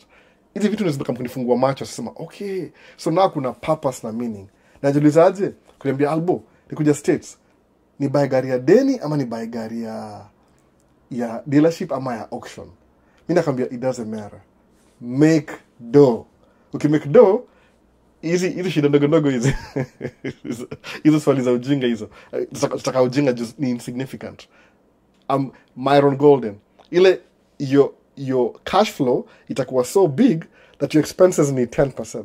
So hata ukinunua gari gani, I make sense. Hiyo ndio difference ya watu maskini na watu tajiri. Usema you're just driving Toyota because of recommendation. Somebody from the internet usema nunua Toyota Corolla just because na una mpango uta-resent your story. Mabesti yako watu wana drive sijui Jeep, una drive sijui Corolla. Kwa nini? I'm saving for what? Hata ujue unasave ya nini? Kuwa na information, tengeneza plan useme sawa. Nda build how Kenya, rental, si ya kuishi, au ishi Kenya bana. Ukienda sema nimeenda Ocha, nimebuild how Ocha, nimebuild ya madangu Ocha, waste of time. Jenga economy. Enda Kenya uweke rental property. Hii ganja rental semeaje? As long as madangu wanaishi Kenya. Seme kama tuseme tu example, tumie number. Rental property ya Kenya maybe tuseme hata sijui 20 units. Useme hao 5 za madhe. Hao 10 ni do yangu. Hao 5 zinasaidia mabro na nini wale wako Kenya kitu hiyo. Alafu na malizia story. Uko set. So kuna trust US, kuna trust Kenya. Ina distribute evenly. Naona. Though kupatia familia do watakuwa entitled, but I mean if you want to do it, just do it. Musema ni kupatia familia do alafu aende ajitafutie mwenyewe. Ukipatia do ovyo hivi bila kupatia accountability. The moment utakata hiyo story ya do hivi, watakuchukia vibaya. Kwa nini? Because according to them you're supposed to give them money. Hiyo ni mentality mbaya hiyo. Hiyo ni such cheat code. Job, how, assets, ama business. Number 1, kama uko mzee kidogo, enda tu business by the way. What do you have to lose? Hakuna. Hata kuna one season ni mbaya, itakuwa poa bado. Mbaya, kumbuka hata your worst season kwa business is 3 times than mtu wako employee. No. Kama na compare in comparison. Juza kusema kuwe ni dere wa truck. Madere ume kama 7,000. Una make 25. So you're making, hata dere ule una hire, ana make 8,000. Bado imeshinda msako factory ana make 3,000. No. Ni twice as much. Ndazo sema kufungua business, buy how, invest na whatever you're paying yourself, match, fungua for 1K, match na from your company. Fungua investment. So by the time you retire, kuna how many investments? 3. Ujahesabu ile ya Kenya bado. Ujahesabu ile sijui whatever you'll do in between. Maybe kuna rental property, kuna maduplex. The moment uko na hii mentality, utakuwa na win kila siku. There's nothing, hakuna nini, hakuna ati maybe hakuna middle ground. You'll be winning all the time. Juni mindset. No. So, are you poor, broke, ama ni mindset fa kubadilisha? Si ni mindset too. Juu kifanya kama 2, 3, 4 years hivi, itakuwa part of wewe. No. Itakuwa part of wewe. You always invest, you always drive an expensive car. Whatever you do, man, you live in next to the lake. It's up to you. Sabi how ya lake, by the way, ni expense hii, 20 years from now itakuwa 2 million, sale how ya sababu iko 1.5. No. Utakuwa na more value. Ukinua how ya lakefront property sahi itakuwa 2.7 million. How ya sababu mahali katikati hapa hivi 1.8. So you'll still have more money. So it's up to you. So you minimize your you live your rich life. Kwa unapenda travel. Lakini juu na travel aje? Chukua investment yako, fungua business, kuwa na cash flow, tumia ile cash flow ku travel. Si yote a percentage. Ndio sikia po. Sema kama you're just working hard for nothing. No. Ni Musa kama na do tracking, Musa lama njilipe kitu fulani. What do I like? Mupenda kamera. Niko na kamera niende pale nje. Piga mapicha randomly chukue video. Musikia poa ina relieve to stress. Yaani kama ile itongaje dopamine ina reduce, ina increase. Alafu hii stress hormone itongaje ina reduce. No. Nasikia poa tu. Nika hapa ni do live. Musa I'm sharing my experiences. Zile muga na cheat code yangu ni gani? Ndio hii cheat code. Do I feel bad? Najua si everybody ata follow. Lakini as long as I'm sharing, inani fulfill mimi mwenyewe. Kwa nini? That's my rich life. Kuna mse fulani atakayeenda sijui I travel the world, aende kila continent, we do whatever you like. Kwa sababu utaidu when? Sio ku 70. Hapana, idu sahi. But kama usha create system hivi ya kuenda huko hivyo. Sema ndakuwa na travel twice a year. But nikiretire ndakuwa 10 times a year. Kwa nini? Every month una travel. Hata kuna cheat code hiyo by the way baadaye. Acha ni refresh sasa. Acha ni get that out. Umesema Vanguard index funds zingine gani? Can I do that if I live in Kenya? Unaweza, lakini kuna ile Vanguard iko na minimum ya $3,000 by the way. Index fund yake $3,000. So vile wasio do ni hivi, au unaweza kusave, yani as long as you're saving. Ni tedious by the way. Ni discouraging. Kwa sababu kumbuka hii ni marathon. Si sprint. Investments ni marathon. The longer you do it, the more ina progress. Sawa.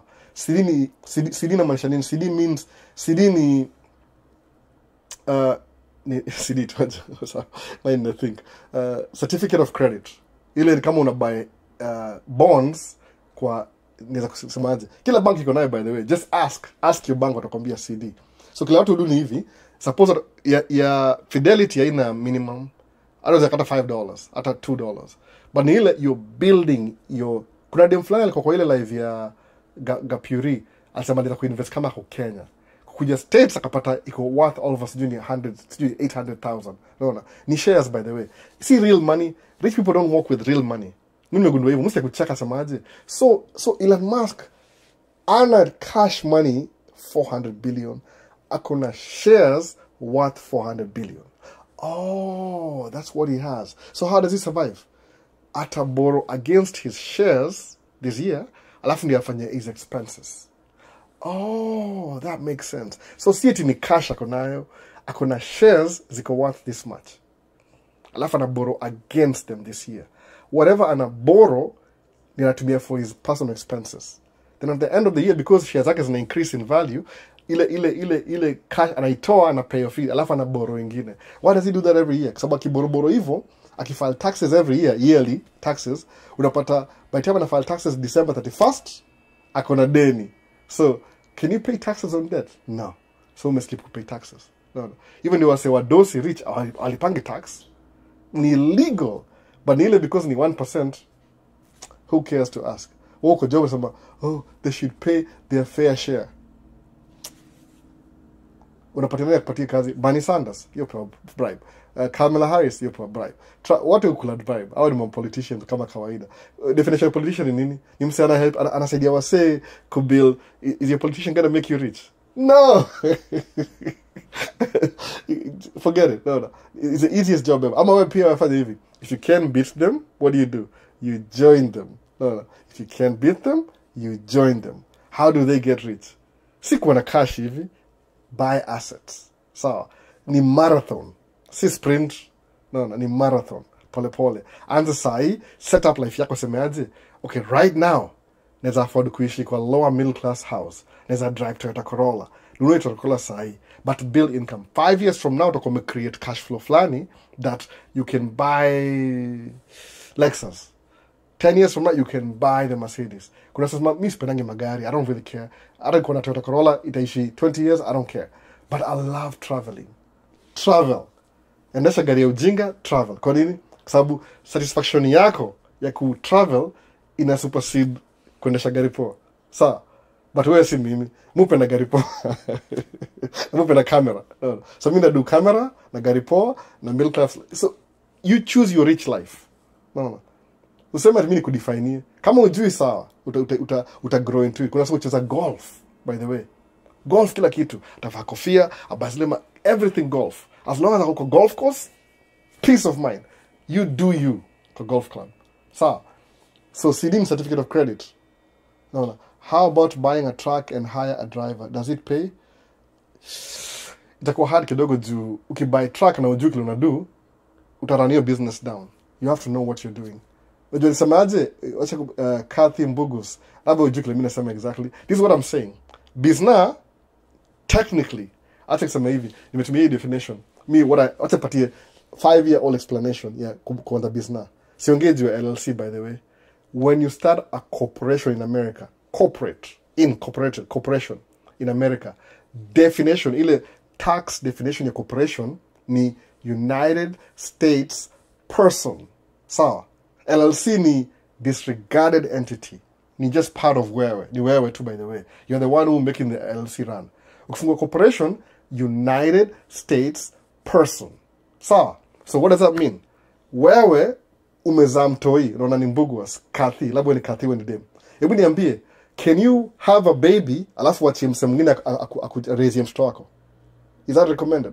Sikia story. This is the best example I can give you. You have a baby, then let somebody else raise your baby. You need to buy a truck wachia dere. How long is I've fired you, I want my baby back. That's what it is. Ukifungua business, it's a baby.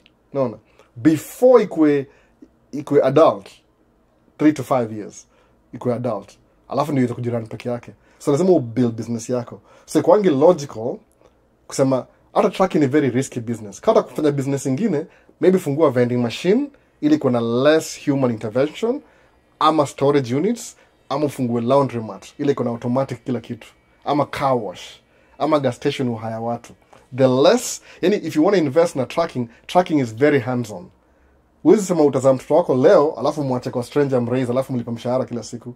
At some point they'll get sick of it. Wacha naye. No. Mimi watu wangu mwachanga madhe na watch madhe. Babysitters ain't last long. Unaweza siku moja pate mtoto wako hajakula the whole day, akona njaa, ni mgonjwa, walimlenga because they were disciplining him, afungwa sijui amekuwa kwa cage akianani sema I'm going to mess up with somebody right now. Huwezi za mtoto hii leo sema ati newborn alafu patie msee nirezie mtoto wako. Hiyo ndio business. So kufungua business lazima we raise kwanza. Unaona? Kama kuna job labda u decide what do you want to do. Utaka ushikilie job yako for kama ni nursing, kama ni nini career yako poa. Kama ni career basi fanya hivi. Avoid tracking. Ongeza dini yako ya shares. Buy more shares. Kama uweka 200, weka 1000. Unaona? Sababu nini kama Vanguard kuna ile sijui zitongaje zile, it will tell you exactly how much you'll have when you're 65 and how much you need to raise now ndio ufike 65. Very secure, iko imesahau jina. Nafa niko mbele ya computer. Useme I can't do tracking, hiyo si yangu. Focus na hii. Ukipata do kidogo eno nunue shamba Kenya. Jenga commercial property Kenya. Si ya kuishi tu kuringia wase. Flex imetosha. Jo flex will make you poor. No. Mimi how big Kenya. Unaenda huko siji 2 months. No. Hata 2 months kuja unasota mbaya. Build commercial property. Ukienda Kenya unaishi kwa Airbnb. Kwa nini? Who's paying for your Airbnb? Property yako ile uko Kenya kulipia Airbnb. Unaona hivyo? You're outsourcing your expenses. In the story by the way, you're outsourcing your expenses. Kama unataka kununua Range Rover, nunua nyumba, cash flow Range Rover, wacha cash flow ya nyumba ilipia Range Rover. Sasa utafeel ile uchungu sababu ngaje? Kwa sababu ile bold you semaje? You should never ever use your income, hard earned money to pay your bills. Scale story. It makes sense. It makes sense. Rewind. Don't use your hard earned income to pay your bills. Sema, that doesn't make any sense. Mindset change. Kwa nini? Sababu ile hard earned income umeifanyia kazi. The best you can do with your hard earned income ni kuinvest so you can have more babies. Kwa nini? Ndio while you work hard unapata reward inaji double. Sawa. Alafu now the cash flow from the investment ndio unalipa nayo bills. Sawa. Ile scale ile ya sijui kama mmesahau ndio hizi story 2 years ago about Myron Golden. Labda ndaipost tena ni hiyo graph. Ile your hard earned income inafaa kuwa invested. Your cash flow from the other side inafaa ilipe nayo bills zako. Sawa. Utasikia poa, utakuwa na more fulfilling life. Bakisema ati ni by tracking wa dereva, labda mkuwe msha organize kivyenyu, basi tracking, labda business ingine, labda rental property. Mseme mkaya watu 40, mnunue shamba, mjenge property, mkuwe na real estate investment trust, alafu every month mna split hiyo rent. Hata kama ni 1000 per month by the way, it goes a long way. No. Sema mkaya pamoja kigroup hivi msemeni aje to buy property alafu to make profit. Alafu you work hard, make sure you keep it profitable. Sababu everybody ni shareholder, lazima upate kati yake. So ni everything, but tracking kivyake hivi. Lazima kuwe hands on. No. Siwezi kwambia tu you can run a track peke yako. Mimi wife you drive. Akona degree ya psychology. Bali mwambiaje, look at your income. I understand by the way. I don't think I understand mpaka sahi. Bali wana kama mwanga na joke. Mwambianga hivi. Aulipangi rent wewe. So imagine, think kama unalipanga rent, mortgage ni 3000. Chukua 3000 iweke kwa stocks. Now that you're 30. Alafu uone how long itakuwa by time uko 50. Aioni bado. Well, you know I got bills to... oh my goodness. I wish ungeona hiyo vision. Labda ndio kwa 40 sijui. But you know nasema hivyo. Uwezi anza business alafu uachie mtu run. It's like your kid. I raise my own kids by the way. Mtu ana watching kids zangu ni my mom. Alafu my mom akiwa watch, msema unataka pesa ya mafuta? Ndio mafuta. Unataka pesa nampatia do ndio akue comfortable kwa resort hii. Kama ataenda job for 3 hours, na mcompensate hiyo 3 hours ndio akae nao. Kwa nini?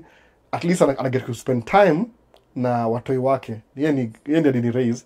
So I don't feel funny akirizo watoi wangu pia. No. Look at how I turned out to be. I'm just kidding. Sijui. Akuni raise hivi. You got different kidogo. But you know nasema hivyo. Business lazima from the ground. Uitunze. Ukitunza business itakutunza. After then utaanza kununua Range Rover. Kama ndio style yako by the way. Every 2 years unachukua Range Rover mpya. Why should you drive an old Range Rover? Unafanya repairs. Wewe si mechanic. Hii ni waste time. Unaona? Unless wewe ni mechanic kama Virox hapa hivi. Virox iko wapi? Hebu tuone. Kuna chole imekama hapa hivi. WhatsApp mother truckers, knowledge is expensive. Make these people pay up, bro. No. Hii ni free information. Nikishare information ni kama therapy kwangu. Sawa. Jojo, one of you guys atakama nilipe baadaye. No, baadaye atani hook up. Nikienda, oh, I want to get into industry ya nini? Ananiambia, oh, I remember you afa nipatie anitumie through pass. No. Hiyo ndio malipo. Ni therapy, loud and clear. So vipi Albo, nice info. Next ni nini? Kuna one day tutakutana. Hakuna shida, tutakutana tu. I'll love to. No. I've been your fan for some time. Hii ni poa, tutakutana tu one day. No. Hata musahau, sijai kuwa na meet and greet. I should. No. Kuna a feature was done by CNBC over this motor vehicle dealership financing where they pit how Americans are dead trapped in them. How would one take a 8-year car loan? Felix Patrick. People do that. No. Ni ile musema hivyo kienda dealership usingoje salesman wa dealership akwambie what you want. There's so many YouTube channels. Sawa. Sema okay, what car do I want to buy? Useme for example nataka kununua pickup truck. Kuna how many brands of pickup trucks kwa America? Kuna 3 ama 4? 3. GM, General Motors, kuna Ford, kuna Ram, na kuna Toyota. Nissan sijui inajenga hii more Nissan, maybe 5. Sawa. Nissan kama sijui kama mwacha Nissan. So kuna 4. Sawa. So angalia research. So maje mimi nataka kununua gari moja pickup truck because niko na shamba, I have a ranch and sometimes move pull trailer. What do you need? I need trailer kama na need truck ile kama tuseme how much trailer do you pull? Like how much weight gani? Kama ni mzito sana utachukua either GMC Silverado 3500. Sawa, hii ni diesel. Okay, tuna pata definition kama msako Kenya leo ni nini? Ukiona GMC 3500 ama Ford F350 ama Ram 3500, Toyota hawana hiyo category by the way. You engineer GMC 3500, you engineer. Kama unajua itonga mesao jina yake itonga jina. Man mesao jina. Duramax engine ya Chevy ama GMC F3500 is the same engine kwa ma 3 za Nairobi. Ile Isuzu ile. Duramax ni Isuzu engine. So whatever engine you pull ma 3 ni na pull your pickup truck. That means your pickup truck is a vuta kama sijui 18,000 pounds. So depends on category gani kabisa. So what do you want to buy? The best selling pickup truck in America ni Ford. Sawa. Okay. Number 2 ni kama GMC. Number 3 ni Ram. Toyota aina 3500 iko na kuna only 1500. So kama avuti mzigo mob sana, maybe tu ni boat TV once in a while camper, uzanunua 1500 pickup truck. Sema hivyo. Okay, this is what I need. Enda YouTube University. Watch videos zote za hizo magari zote. Andika notes. Sawa, useme okay, maybe I need a middle ground kama 2500. Sawa. So ukisema 2500 ume-eliminate Toyota. You'll only need maybe a Chevy, Ford ama Ram. But Chevy kuna model ngapi? 2. Kuna moja itonga Chevrolet kawaida na kuna GMC. Sawa. What do I need? GMC ama Chevy. Okay, middle 2500. So some which is the best in the market? Ford F250. Itonga Super Duty. Sawa. Do you want a Ford? Mimi nachukia Ford, sijui kwa nini. Mwenyewe Ford alikuwa sijui ni whatever feelings. Okay, nunua Chevy basi. Personally mimi nikienda kwa hizo mambo za 3 pickup trucks, the big 3, na nunua Ram. Sijui kwa nini. Ram yoga na interior ya Europe. Iko na luxury creature comforts. Ford iko na luxury pia, lakini haiwezi beat Ram. Chevy ni basic kabisa. GMC kama kwa GMC Denali. Iko na engine na Denali, hiyo ni premium. So decide what do I want. Ukienda kwa dealership kununua hizi gari, hata uongee na salesman, unajua exactly what you want. So kile utafanya ni ile, either atakwambia unaweza upgrade kwa the next level up at a discount. Then utamsikiza. Basi mmoja anakudirect kwa ile gari ile hujamwambia. Hata rudi home, mwambie no, I'll come back tomorrow. No, I'll just come back tomorrow. Know what you want. Unaona? Piga hesabu zako umalize. Ukienda tu blindly tu unatembea tu hivi unasema tu sitaki kuangalia kitu yote. utashanga sana. Utauziwa gari ile ulikuwa unafikiria kuuziwa. Kwa sababu hao say they're really good at what they do. Unaona? Sales number 1. Sasa so you know sema hivyo usiingie. Sawa, I get it. I'm a nurse but I'm looking for a side job. Oh, so so wewe nurse invest na stocks ile itakuwa safe enough. Usiende kwa nini kwa tracking itakusumbua kichwa. Utakuwa na more sleepless nights than nini. Hope she's not coming over. I hope you're almost done. I'm almost done, yeah. Because it messed up my audio last week. Mommy. Please. Almost done. So ni hivyo. Napo warning signs hapa hivi. So wacha nimalize maswali alafu tumalize pia. Nini nyingine imebaki hapa hivi? What stocks are you in? Night nurse. Nunua tu S&P ile a basket of stocks. Utaziona once uko na hiyo I can't tell you what to do by the way. Ile utaangalia hivi unanunua maybe the 10 whatever the 5 but ile to be on the safe side nunua S&P 500. Kila hizi brokerage zina yake na jina yake. Kama kuna ya Vanguard, by Vanguard ina minimum ni $3,000 kwanza minimum. But once ulipa $3,000 you can always add 150. Explain baadaye. I'm not comfortable kushare hiyo story ya personal account yangu bado. Maybe in a small group. Siwezi share usually to personal bana. But I'm trying to really explain ile lakini Fidelity hata $50 unaweza. Kama wewe ni nurse, wachana tracking. Focus on vitu zingine. Unless kuna mtu mnasikizana naye, amtasikizana. I'm kidding. Mwezi sikizana. Kama wewe ni nurse una make 10,000, alafu patie msedo by track na make 25,000, atakugonga. No. Watu wanga very selfish. Ikiingia mambo ya do. So sijui unafanyaje by the way. Focus na kitu kingine. Unless kama wewe ni nurse, anza group home. Ile kitu ile utaji-involve directly. Politicians make people poor. No, they're just doing their job, by the way. You need definition of politicians. No. Certificate of deposit, I mean. Or CD. Or certificate of deposit. Okay, sawa. Mtegera kuja hapa chini. Kama naambiwa time up. No. So, wasa niangalie swali gani mbaki hapa hivi. Kuna a feature car loans. 8 year loan. You ni kuwa ripped off. How do you handle internal pressure and the constant feelings that you are not doing enough? Ayubu Otieno. I'm finishing up. Just go close the door. She'll cry. Just go upstairs. I'm finishing up. Pops with you. So, yakoga hivi, you're not doing enough. Ayubu Otieno. I don't know what to tell you, Ayubu Otieno. What you're not really doing enough. Sometimes you can't solve a problem. Ile uko naye. Sometimes you need somebody else to kusaidie. Mimi kwa the tracking, that was not my idea. It was just about to, iko idea yangu. Mtu ameniintroduce kwa tracking ni best yangu. Si mimi. Absolutely. Ni ile aliwacha yeye akaendelea akarudi back to corporate America, mimi nikaendelea na tracking. But because I could introduce ile in the beginning, ni understand if I do this, outcome yangu ndio hii. Nikaendelea hivyo. Si lazima kila mtu akue track by the way. Actually ni job mu enjoy, you know, something mkuja kuenjoy over time. I'm moving. Nishaidu job kwa ofisi. Nikuwa stuck kwa a stationary place. Mu prefer nikimove. No. Moving office. So, wisdom ati internal pressure and consistent feeling of not doing enough. What do you mean not doing enough?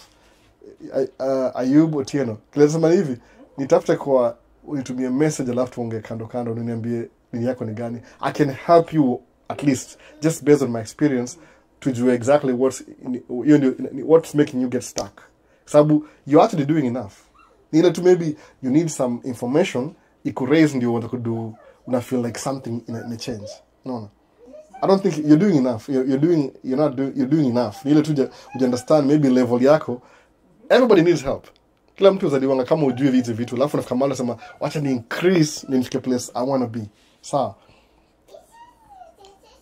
Hello, long time man. Charles Ikeni. Oh, Charles vipi? Alafu kuna trending 254. Hello Albo. So mada YouTube. Sasa maje? Yes. Sasa hivi is a tracking business a future job according to you? I wouldn't say a future job. Nile it's an opportunity. Unafanya for 5 years to create a system. Yes, to create a system that itakusaidia hata ukimove away utakuwa na basis fulani ile utakuwa better off than you were before. Sasa so Kama kuna swali lingine namaliza, mtu yeye amekuja hapa hivi. Alikuwa amelala ameamka. I just do anything. Naona. Hii ndio uzazi sasa. Sasa kuna anything else imebaki swali ya mwisho? YouTube. Training 254. Hello bro. Oh, poa kabisa. Kama una swali sneaky na haraka, have a good one bro. Sasa namaliza live hapa by the way. TikTok kama umesi live zinakuanga short kila siku, mtu yeye nitafuta. Kuna recording iko YouTube, inaitwa Maisha States channel iko YouTube. Playlist inaitwa Man Cave Talk Live. Alafu utaka ile recording ile iko kwa more clear inaitwa Man Cave Talk. Iko YouTube by the way recording ya hii session na ipost maybe on Friday. Lazima ni edit kwanza. Lakini ile live as soon as nimaliza hivi half an hour hivi itakuwa YouTube available. Unaona? Wife atakuletea tu maswara. Mbona si kurespect umalize tu. Ni mtoi anatafuta. Mtu wake nitafuta hata siwezi mwambia anything. Jua anataka mimi, alikuwa amelala ameamka. Si yani mtoi ameamka. So mtu wake ameamka akisema anataka budake, lazima aone budake ndio tuendelee. So last time ameharibu audio, alipolice vitu. Ndio hivyo, set story mob. So nasema hivi, naendelea nikimake video yote kwa track this week, ndaongea juu hizi stories za stocks pole. Nataka ku break down ile so understand. Hiyo ndio the whole idea. Umeona? So ndamaliza TikTok kwanza, nimesema hivi ukimiss any live Man Cave Talk live recording, Man Cave Talk itakuwa video. Unaona? Utaona kila kitu kwa hivyo. Time imeisha bana, unaona? Kwa sababu niko hapa hivi 4 hours 8 hours. Hiyo imeisha siku hizi. So naona TikTok kwanza, kuna anything YouTube nimalize hebu. Big up Albu. Sasa ara watu wanakalale tuko ndakas naona umekamko umechelewa. Take care, peace. Unaita watoto na mtu maswara jiheshimu. Kuna noma anaelewa si madhara anaelewa sikio sasa wasoma kabisa. Usimwingilie kem sana naona. Watu tumalize live saa hii tuongea baadaye basi next time naona kwa recording ndio kidogo leo ina turn off nini end live.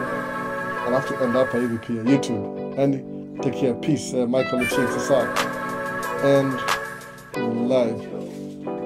What? 2